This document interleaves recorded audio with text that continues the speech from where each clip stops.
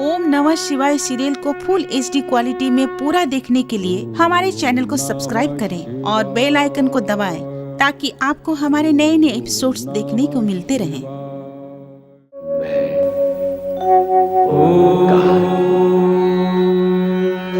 दृष्टि व ज्ञान के भेद से कभी त्रिगुणात्मक त्रिकोण हूं, कभी चतुष्धर्मा चतुष्कोण हूं, तो कभी अनंतता के चक्र में विद्यमान पृथ्वी जैसा गोलाकार हूं।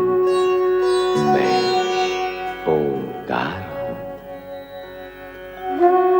देवगणों की जय जयकार के मध्य देवराज इंद्र और शची पुनः स्वर्ग के सिंहासन पर विराजमान हुए। हर्षोल्लास के इस शुभ अवसर पर शची ने इस सत्य को स्वीकार किया कि इस सफलता में देवी पार्वती का योगदान है। गुरु बृहस्पति ने कहा कि इस सफलता में ब्रह्मा जी के योगदान को भी स्वीकार करना चाहिए। उधर पार्वती के उग्र तप से विचलित नारद ब्रह्मलोक पहुंच ब्रह्मा जी से अपनी चिंता व्यक्त करते हैं। इस पर ब्रह्मा जी व सरस्वती जी स्थिति स्पष्ट कर उन्हें शांत करते हैं। अरुंधति, वशिष्ठ व सप्त ऋषि असफल होकर भगवान शिव को सूचित करते हैं कि उनकी निंदा से भी लक्ष्य पूर्ण नहीं हुआ। इधर पुत्री के वियोग में मैना दुखी है। शिवाज्ञा से अरुंधति सप्त ऋषियों के साथ शिव विवाह का संदेश ले हिमालय भवन आती है, किंतु मैना इस संदेश से प्रसन्न नहीं है। हिमालय राज व मैना भगवान शिव के समक्ष आते हैं, किंतु उनकी समाधि देख लौट जाते हैं। उधर शोणितपुर में भयभीत तारकासुर पार्वती का वध करने की आज्ञा देता है, किंतु पार्वती के तप की अग्नि से असुर भस्म हो जाते हैं। मेघासुर ये समाचार तारकासुर को सुनाता है।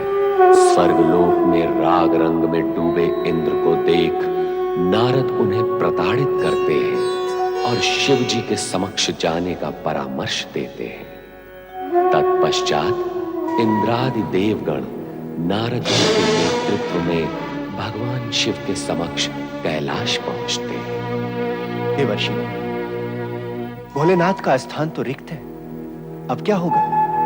कहा जा सकते हैं। चलो नंदी से पूछते हैं। नारायण नारायण नारायण, नारायण नारायण नारायण।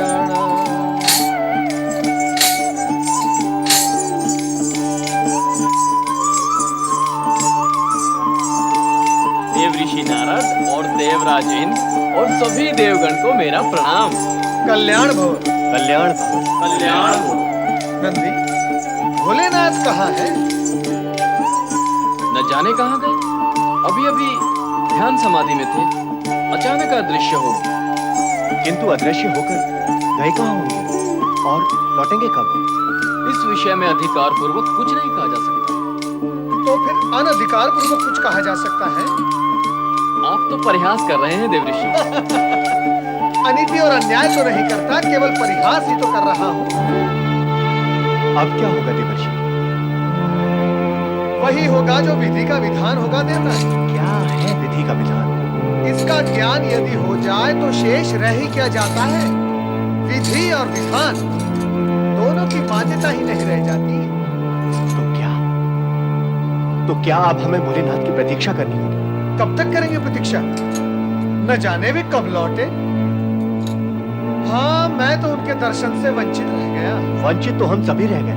ऐसा प्रतीत होता है देवराज कि हमारे यहाँ आने से पूर्व ही भगवान भोलेनाथ को हमारे आने के संकेत मिल गए, इसीलिए हमें दर्शन देने से बचने के लिए वे अदृश्य हो गए। यदि मैं यहाँ अकेला आता तो दर्शन अवश्य करता, किंतु तुम्हारे कारण मैं भी रह गया। अर्थात क्या वे केवल हमसे रुष्ट हैं? अर्थात उनका अदृश्य होना यही सिद्ध करता है। परंतु इसका क्या कारण हो सकता है देवर्षि? देवराज, यदि सभी कारण, कार्य और मार्ग मैं ही आपको बताता रहूंगा तो फिर आप क्या करेंगे? इससे तो अच्छा ये होगा कि आप अपना सिंहासन स्वर्ग का मुझे सौंप दें और ये खड़ताल और वीणा आप थाम। भोलेनाथ तो हमसे रुष्ट थे, अब आप भी रुष्ट हो गए तो हमारा कल्याण कैसे होगा? मैं रुष्ट नहीं देवराज, असंतुष्ट हूँ। क्या आपको इतना भी ज्ञात नहीं कि भगवान भोलेनाथ आपसे रुष्ट क्यों है? क्या आप भूल गए कि कामदेव को आपने भगवान भोलेनाथ के पास भेजकर उन्हें क्रोधित कर दिया था? उनका अदृश्य होना यही प्रकट करता है कि वे अब भी वो अप्रिय घटना भूले नहीं है, इसलिए वो आपसे अति क्रोधित है। तो अब हमें क्या करना होगा? क्या करना होगा? सावधान रहना होगा देवराज। स्वर्ग की, स्वयं की, अपने अधिकार और समस्त देवगण की आपको रक्षा करनी होगी और उसके लिए तारकासुर का वध आवश्यक है और उस वध के लिए भगवान भोलेनाथ की प्रसन्नता अति आवश्यक है और प्रतिष्ठितों की प्रसन्नता प्राप्त होती है अपने सद्व्यवहार, सद्गुण और सद्भावना से उन्हें प्रसन्न करके। देवर्षि, मैं आपके मार्गदर्शन का लाभ अवश्य लूंगा। इसी में आपका कल्याण है देवराज। बोलो ओम नमः शिवाय, ओम नमः शिवाय। निःसंदेह पंचाक्षरी मंत्र ओम नमः शिवाय संपूर्ण जगत के लिए कल्याणकारी है। इस महामंत्र के अध्येता कल्याणकारी शिव पर अटूट निष्ठा रखने वाले राजा धर्म के पुत्र नर तथा नारायण के समक्ष मात्र एक ही लक्ष्य था, शिव जी के दर्शन द्वारा अपने जीवन का कल्याण। नर नारायण भगवान की पूजा अर्चना में इतने निमग्न, इतने संलग्न रहते कि उन्हें रात दिन धूप छांव, उष्ण और शीत की सुध बुध भी नहीं रहती थी।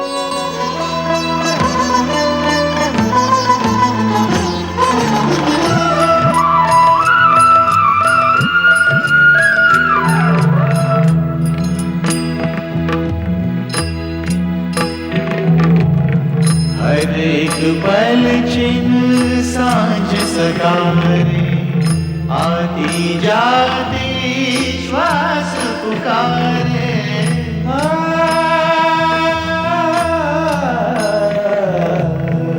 इस मन का विश्वास पुकारे, आती जाती श्वास पुकारे। ओम नमः शिवाय, ओम नमः शिवाय, ओम नमः शिवाय, ओम नमः शिवाय, ओम नमः शिवाय, ओम नमः शिवाय।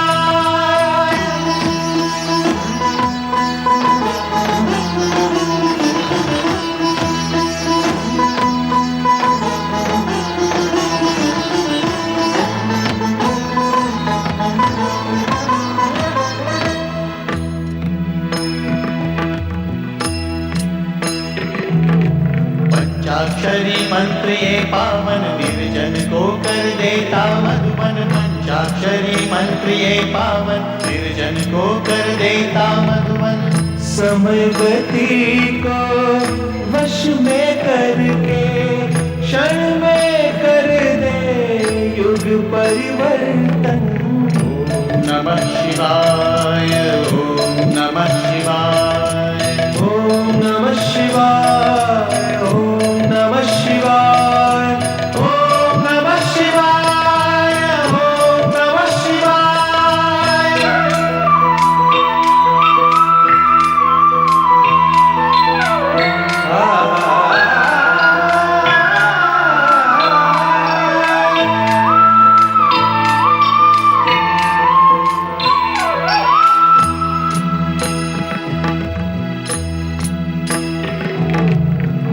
यही शिव दर्श कराए, शोक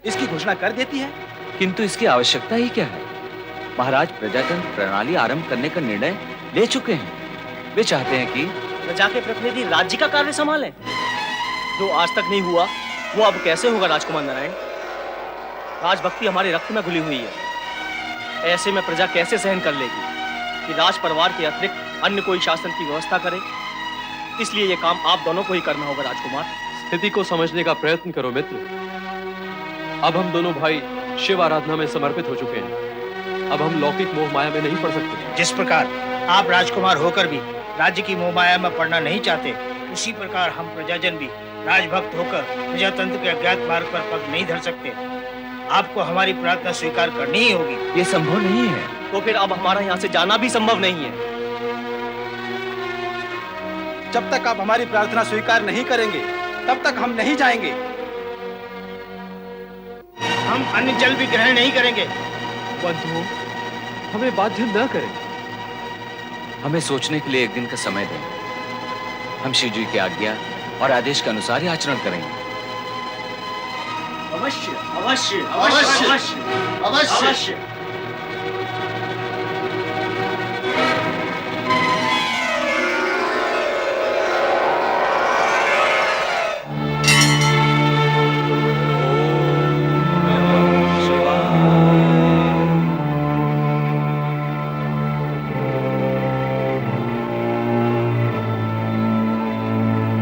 अब क्या करें भ्राताश्री? मेरी बुद्धि तो साथ नहीं दे रही भैया नर।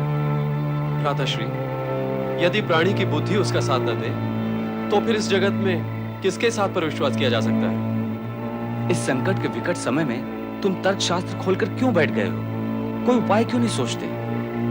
विधाता ने सोचने का कार्य बड़ों को सौंपा है, इसलिए सोचने का कार्य आप करें। मेरे विचार से हमें हिमालय के सुदूर पर्वत श्रृंखलाओं की ओर चले जाना चाहिए, जहां हम तक आने का कोई विचार ही ना कर सके। उत्तम, अति उत्तम। मैंने तो प्रजा के नाम मात्र एक संदेश लिखा था, किंतु फिर ये सोचा इससे विशेष लाभ नहीं होगा। अब लगता है ये संदेश कार्य करेगा। कहाँ है वो संदेश? क्या लिखा है तुमने? भोजपत्र पर लिखा है मैंने, प्रजाजन को संबोधित करते हुए लिखा है। सुनो, प्रिय प्रजाजन, भगवान शिव जगत के पालनहार हैं, देवाधिदेव हैं। उनसे विमुख होना हमारे लिए संभव नहीं है। आप भी भगवान शिव की शरण में जाकर प्रजातंत्र की प्रणाली से कार्य करें, यही सबके हित में है। शिव आप सभी की रक्षा करेंगे। नर नारायण। नर, तुम तो कह रहे थे कि विधाता ने उपाय सोचने का कार्य बड़ों को सौंपा है, परंतु ये सत्य उलट हो गया और जो नवीन सत्य प्रकट हुआ है वो ये है कि संकट से उभरने और उबारने का कार्य छोटे ही कर सकते हैं। चलो अब शीघ्रता करो। अब और क्या शीघ्रता करनी है भ्राताश्री? इतनी बुद्धिमानी का कार्य करने के पश्चात अब यह अज्ञानपूर्ण प्रश्न क्यों भैया नर? रात्रि का समय है, हमने प्रजा के नाम संदेश भी लिख दिया है। चुपचाप निकल चलते हैं अपने गंतव्य की ओर। विचार उत्तम है। उत्तम विचार को कार्य रूप देने में विलंब नहीं करना चाहिए। ये संदेश पत्र भगवान शिव के चरणों में रख दो। प्रातः काल हमारा ये संदेश उन्हें प्राप्त हो जाएगा। ओम नमः शिवाय। हे भगवान, हमारी प्रजा को सुबुद्धि देना प्रभु, उन्हें शक्ति और सामर्थ्य देना, सभी को प्रजातंत्र का अर्थ व महत्व समझाना प्रभु। सभी पर ऐसी कृपा करना महेश्वर कि वो अपनी प्रजातंत्र की प्रणाली को अपने कुशल संचालन, सुबुद्धि और लोकहित की भावना को संपूर्णता पर्यंत पहुंचाकर सभी को प्रसन्न कर सके। और हमें इस गुप्त पलायन के लिए क्षमा करना प्रभु। ओम नमः शिवाय। ओम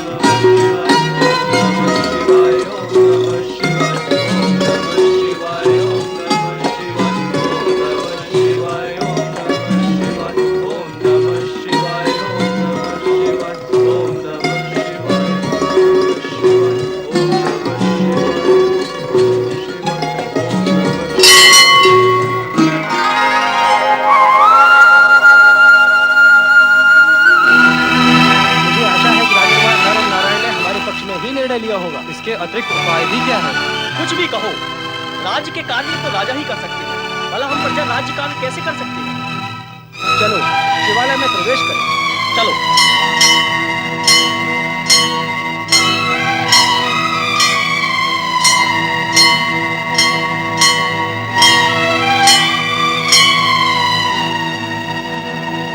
तो कोई भी नहीं है। दोनों राजकुमार कहाँ गए? हमसे तो कहा था शिवाज्ञा प्राप्त करके सूचित करेंगे। लगता है हमारा क्षण हो गया।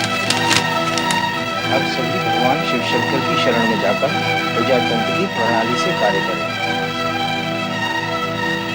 अरे देखो देखो, इस जगत में ऐसे प्राणी भी हैं जिन्हें राजपाट और सत्ता से अधिक भगवान से प्रेम है। नर और नारायण का त्याग महान है, दादा उनकी रक्षा करे।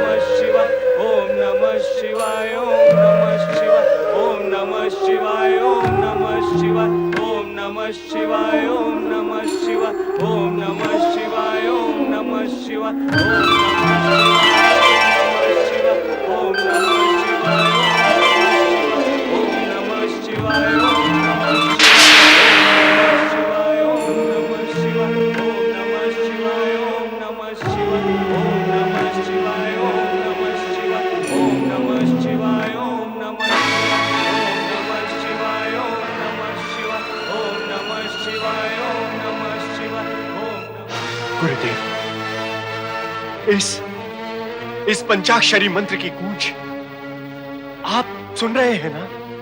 हाँ देवराज, हर ध्वनि और दृश्य मैं आपसे पहले ही सुन और देख लूंगा। तो फिर बताइए गुरुवर कि ये ध्वनि कहां से आ रही है और ये ध्वनि कर कौन रहा है?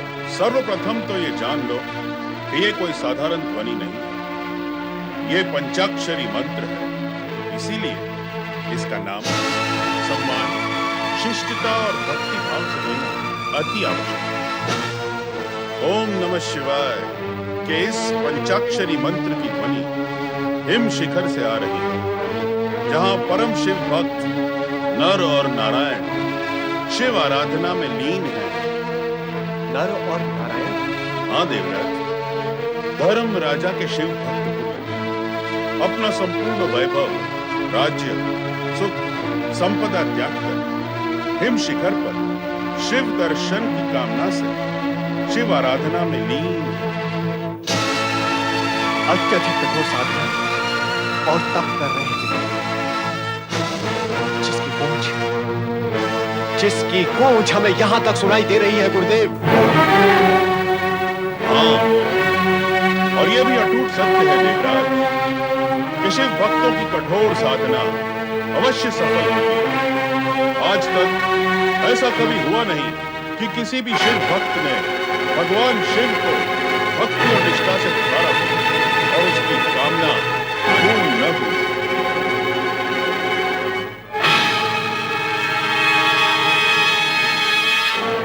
कामना पूर्ण होगी?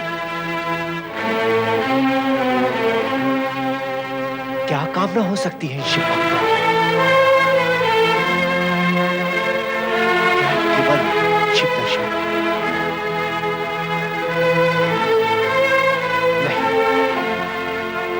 नहीं, शिव भक्तों की शिव दर्शन के अतिरिक्त अन्य क्या कामना हो सकती है स्वामी?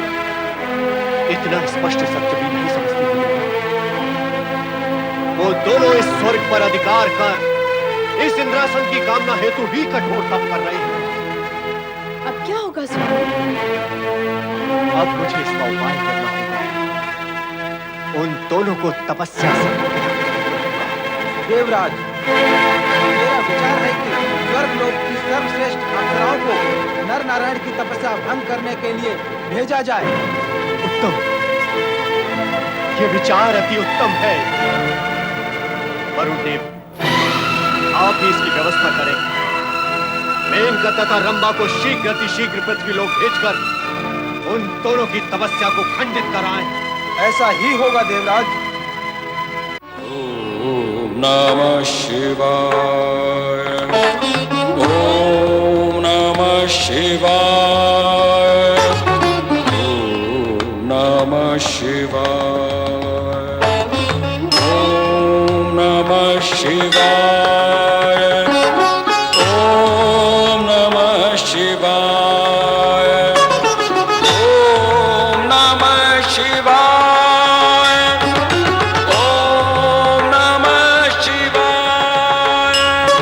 ओम नमः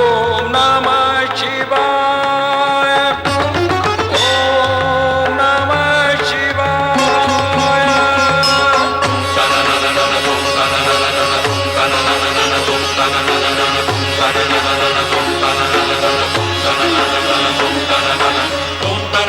ओम नमः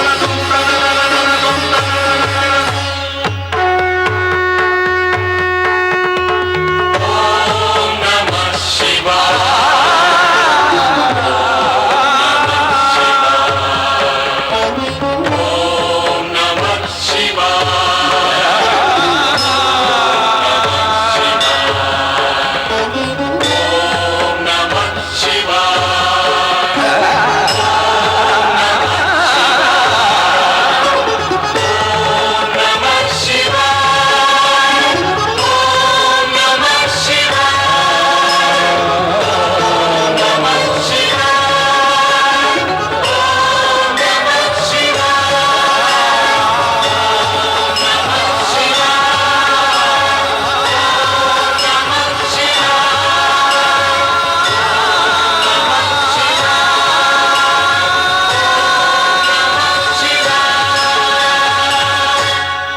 ओम नमः शिवाय।